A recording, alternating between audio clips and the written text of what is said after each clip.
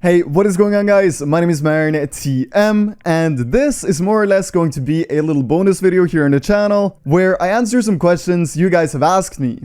So sit back, relax, and hopefully you find this video both enjoyable and informative. Let's get into it. So as a short introduction to this video, if you have no idea what this is, yesterday I simply put out a tweet saying, going to be making a Q&A video soon. If there's something you want to know and want to have the chance to be featured in a video, ask in the comments. And to my surprise, over 300 people asked a question. So here are the answers to the best ones.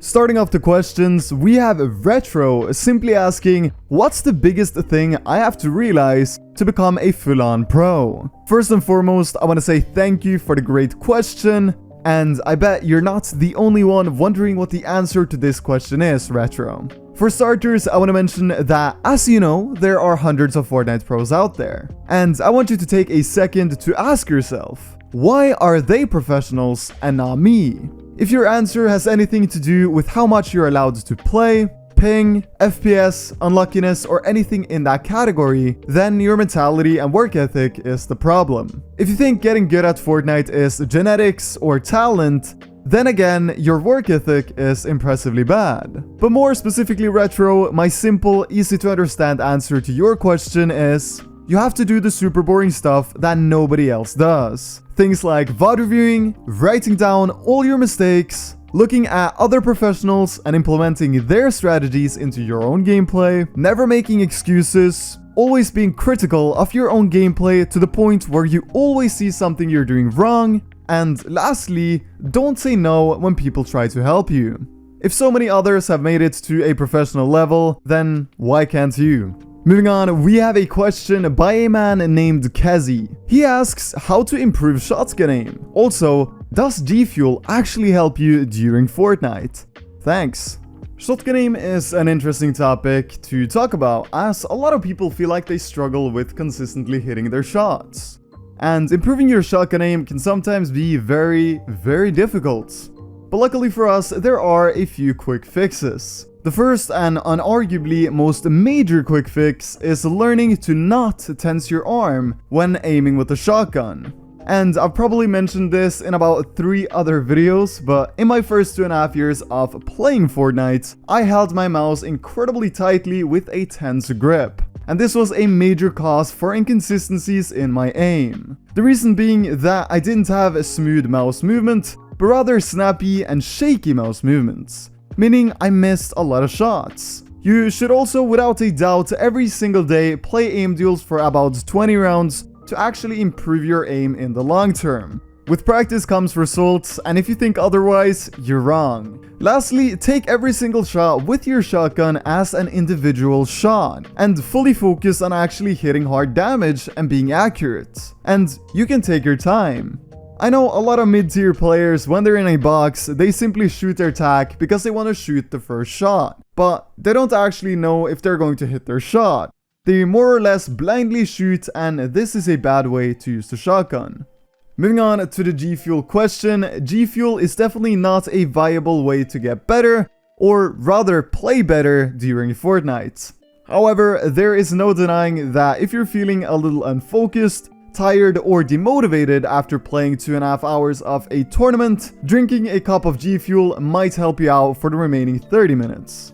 On the other side though, if you start drinking G Fuel when a tournament starts, you're going to be even more tired, unfocused, and demotivated towards the end of that tournament, as the effect G Fuel has on your body don't really last for a long time, nor is it particularly sustainable over the long term.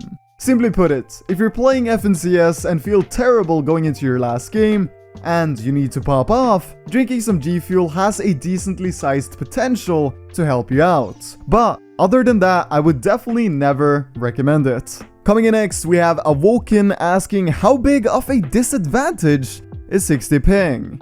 So as a lot of you guys probably already know, I am pretty much a 50 to 70 ping player. And even though having 60 ping unarguably limits you tremendously in fights, you still have more than good enough ping to place in tournaments, if you actually play accordingly. Naturally, a 60 ping player that has been playing on that ping for months is not going to get as many kills in a tournament as a 0 ping player. However, as a 60 ping player, you have no issue playing for endgame and riding out the placement points. It's really all about adapting, and if you don't look at it as a disadvantage, work hard and don't complain, you can definitely do great in tournaments. So with that question answered, the next in line was Skizzy, and he asks, is it worth it going from 144Hz to 240Hz? And to simply answer that question, yes, it's worth it. But let's talk about it for a second. Going from 144Hz to 240Hz literally feels like you get less input delay when you're playing. The game feels way smoother and it's more fun to grind, meaning you will be able to play for longer periods of time. However, if you have a bad or not so great PC, spending the money on new PC parts is a much better investment when it comes to performing in competitive Fortnite. I remember back in the days I used to have 40 to 70 FPS in endgames, and I thought everybody had 40 FPS in endgames. Then I bought a brand new PC, 2080 Ti, i9 9900KS, 32GB, 3600 MHz RAM, and just an overall beast of a PC. And I had like 200 FPS in endgame, and it kind of felt like I cheated. So if you're on a budget, prioritize your PC. There's not even a question about it. Because even though the difference between 144Hz and 240Hz is very noticeable, it's not really a matter of winning a tournament or placing top 5000.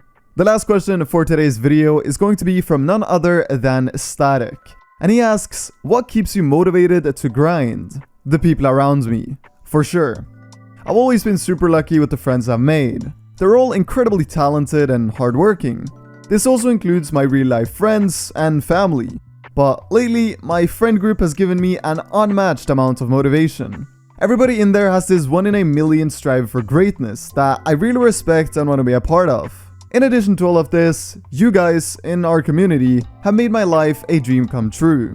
You're all super supportive and uplifting, putting a smile on my face every single day. So yeah, there you have it. A few questions answered and a very different kind of video. I really hope you enjoyed this kind of laid back video vibe, and maybe you even got an answer to a question you didn't expect. Tomorrow I'll be releasing the full video from our FNCS Opens tournament, and I'm incredibly excited to share it with you all. It's going to be my most in-depth tournament video yet, and with that said, my name has been M1K3 Editz. Stay safe and take care.